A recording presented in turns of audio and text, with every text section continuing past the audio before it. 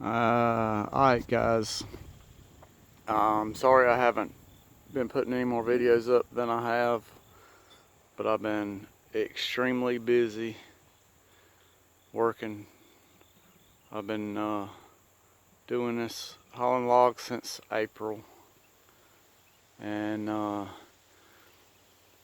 it's really hard on the equipment. It's Labor Day weekend. I'm going to clean up the old KW. I've got oil leak at the power steering pump that I'm gonna fix, and then this is a borrowed trailer, which since I've borrowed it about 2 or 3 weeks now. It had a broke spring and a blowout, so had a couple breakdowns with it. But this trailer here, my trailer, when I bought it, it had and still has mismatched axles up underneath of it. This axle here is the style of the axles that was underneath the trailer originally, and it burned up a wheel bearing and messed the axle up, so they swapped axles and put mismatched axles. Now, if y'all been watching my channel, you know that these are Bud axles. This is actually a lug nut that holds the inner wheel on, and then there's a lug nut that holds the outer wheel on.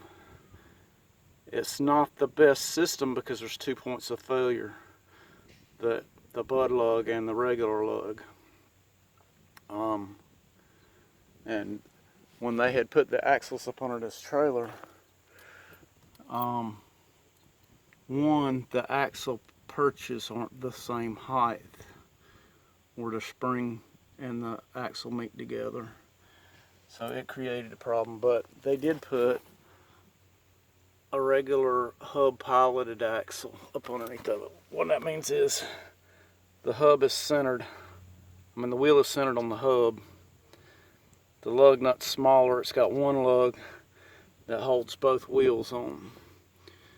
But with it being hub piloted, that means that the majority of the weight of the trailer or the tractor, whatever it's on, is on the hub, and the lugs, all they really do is hold the wheel on.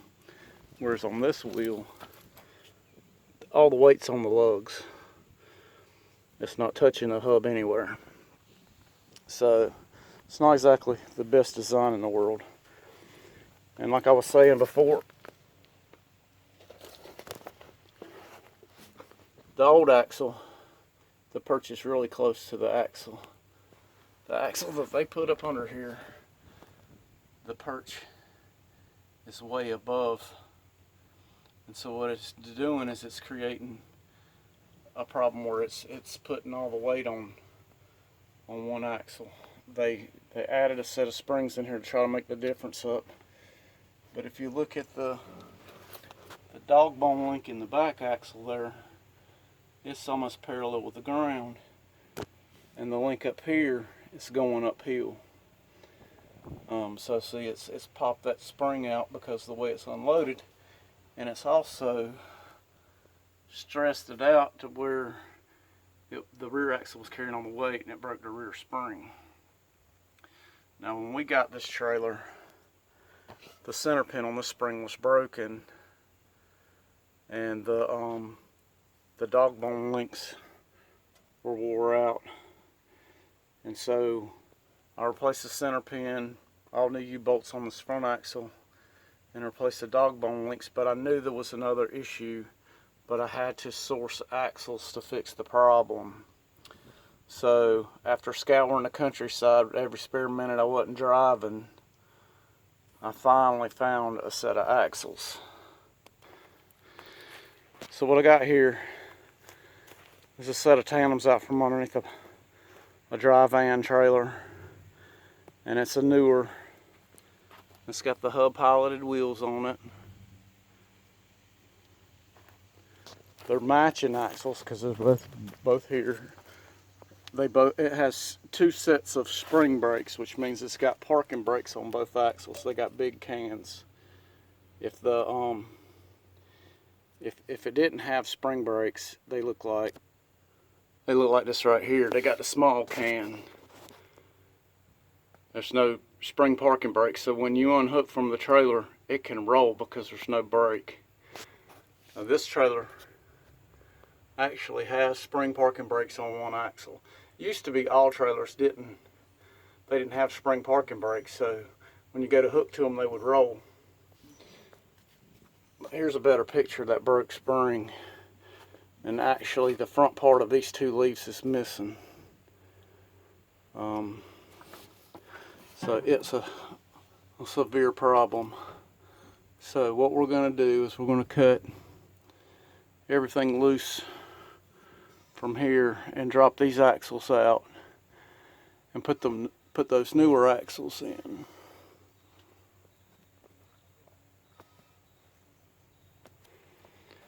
And this new set of axles even has ABS on it. That's how new it is. Now I don't know if I'm gonna try to hook the ABS up on my trailer or not, but definitely these axles with spring brakes on both axles, and it's got the newer style brake adjusters on it. Even looks like it's got good brake shoes on it. But we're gonna once we get this thing mounted up underneath my trailer, I'll pull the wheels, I'll check all the brake stuff, and just go through everything, make sure everything's straight so that I don't have any issues. I mean, when you're hauling 27, 28 ton of wood, it's a lot on the trailer. So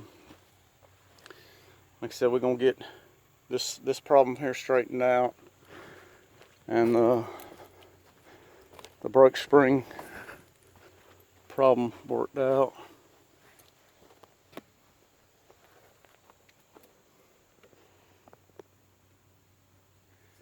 And get this trailer all in good shape. So, but I mean, pretty much what I've been doing besides driving is, you know, during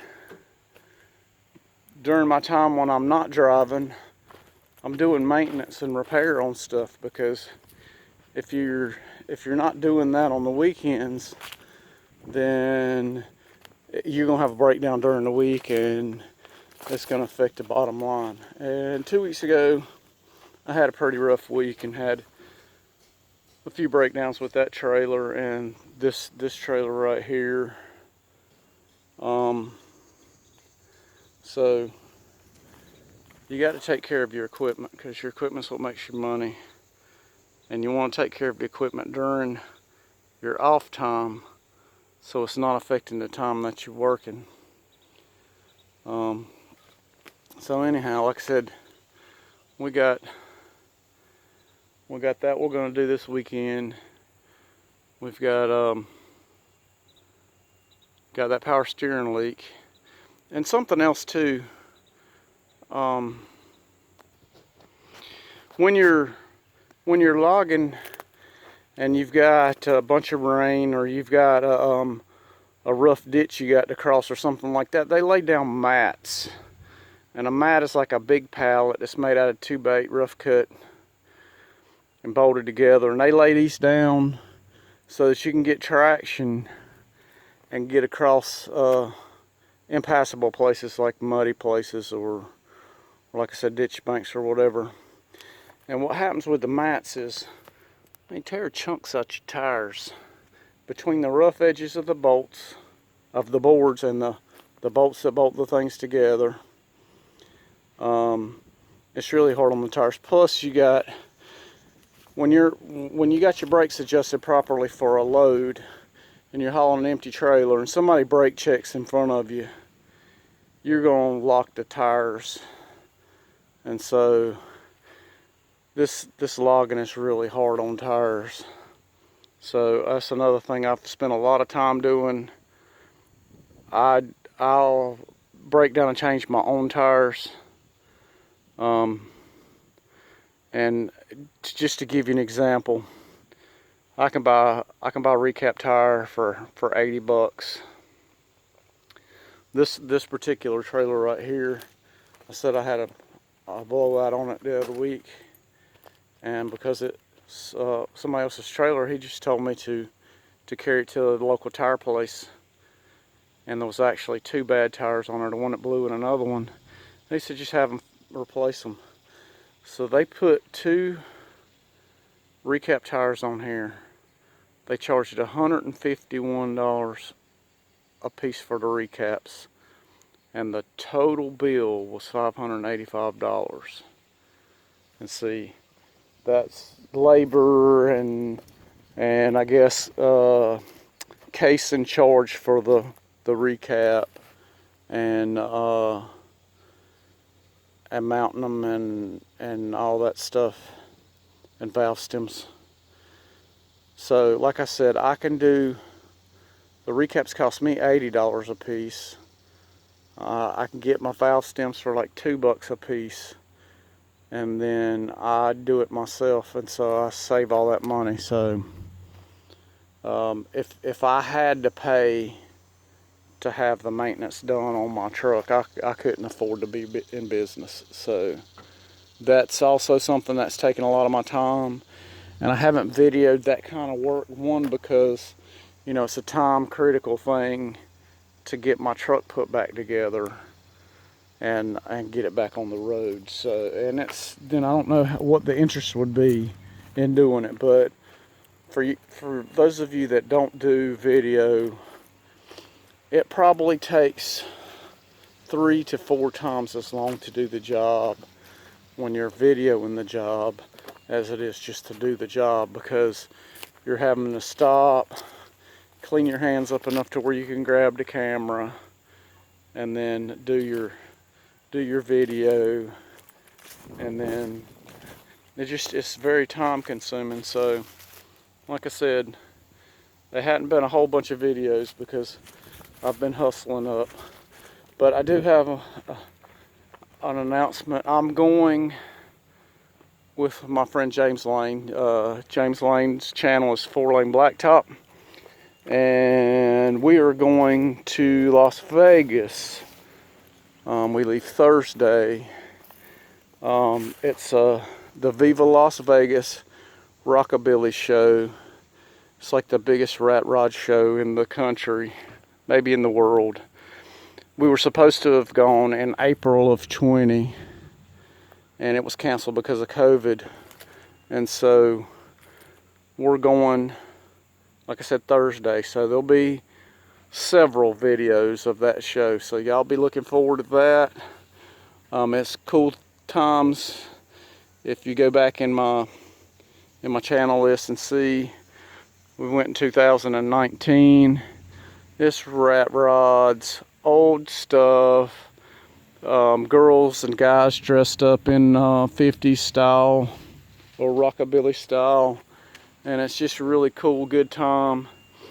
And I need the break. I mean, I've been working hard, I've been making pretty good money, but I'm ready for a break. So we're gonna go out Thursday and come back Sunday, and just a little getaway. So y'all look forward to the videos on that, and I'll try my best to get some more videos up. I do have a lot of video, I just haven't had time to edit the video content, and I'll try to do that and get you some more content up. But right now, that's what we got.